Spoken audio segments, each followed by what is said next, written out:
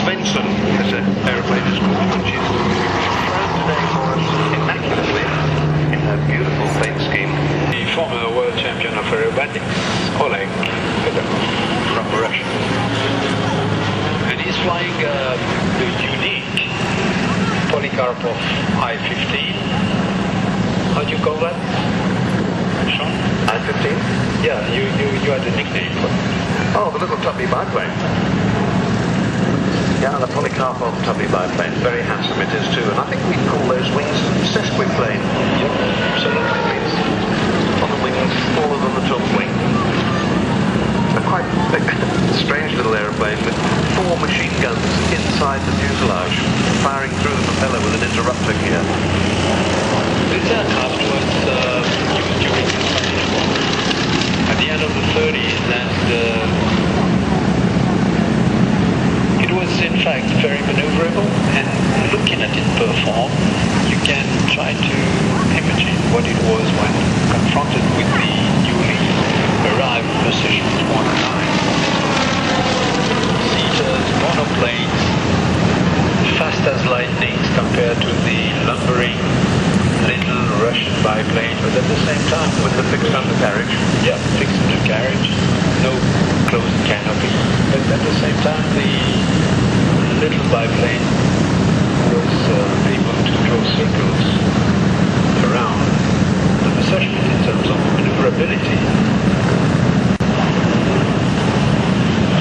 I think what you were looking at before was, as somebody described this as a wildcat on steroids. Also, it has a sort of a faintly sort of industrial air to it. Someone down the back stoking nutty slack, I think. It's so short couple, the fuselage is very short, and you wonder what Oleg sees from the cockpit, in my opinion. And also how much he's putting on those tails. You know how I feel pilot nature.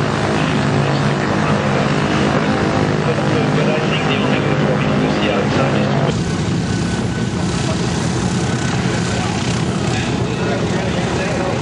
the Jacques Suir, and with on board a squadron leader from the Royal Air Force, which is going to do navigation. They couldn't resist. Now there's a fantastic sight, ladies and gentlemen. We're used to seeing fighters take off in groups. Here we're seeing bombers taking off in groups, just as they would have done during the war. And Philippe J doesn't resist to pick up speed low above the ground in a British style takeoff, retracting the gear. It's Very early in the run. The poppies. The poppy bomber. Godspeed. And here comes the Spitfire. The symbol. And here comes the Hurricane.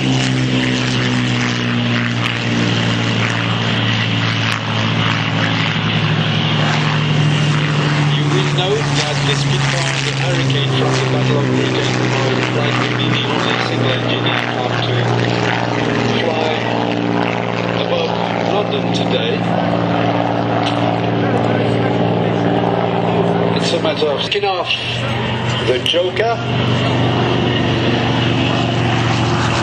In other words, the master of ceremonies himself, Stephen Gray, the man who thought, who dreamed. All this, Stephen Gray, great gentleman. He would normally be performing aircraft, 5 aircraft on the runway, doing power checks there. Yeah, 1, 2, 3, 1 Tiger Cat, 1 Corsair, 1 Hellcat, 1 what? And Wildcat and Sky Raider. And B-47 and the other Corsair. And they're No, no Sky Raider, I beg your pardon. He's coming. He's at the threshold, taxiing in. Oh yes, so he is. They're all Just going this side of the Dakota. They're all going to do the power and magneto and propeller. They're all more or less lined along. And a Hurricane. Well, the Mark IV Hurricane is now taxiing, so that's good.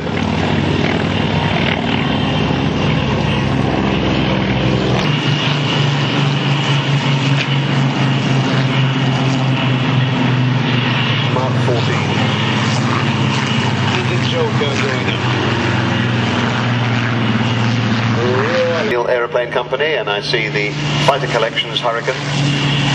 It's just turning onto the grass runway now. And that one is flown by Nick Gray. Gray, son of Steve.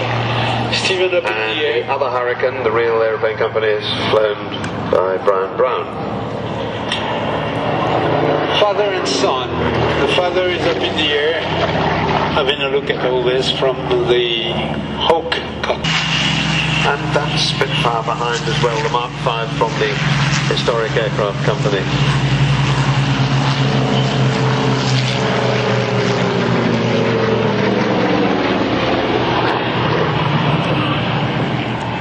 The Curtis.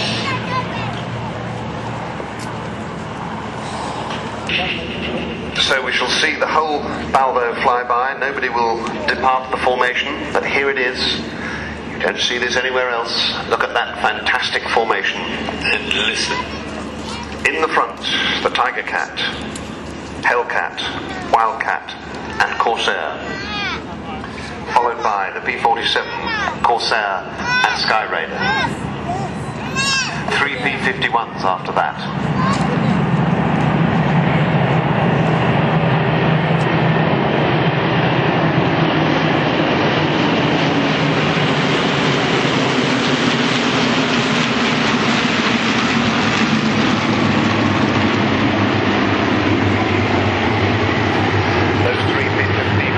Followed by 2 more P-51s and the Yak-3, then Spitfires, two sections of Spitfires, and at the back, Hurricanes, and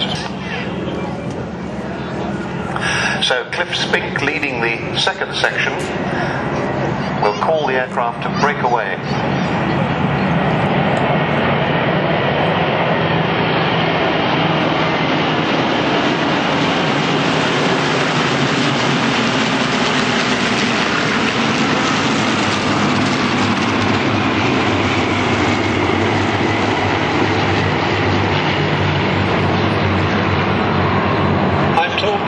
Place to be when you fly the Balbo is to be in the back. There is a second section. There goes the first 4 of the second section, turning away to the right.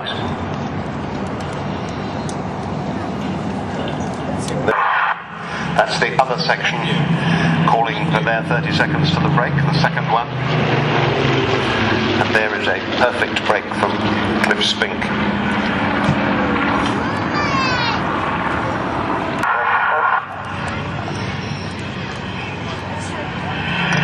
That's Brian Walker calling the break of that section of 3 Spitfires. Then the Hurricanes. Very good. 2 Hurricanes and 1 Spitfire.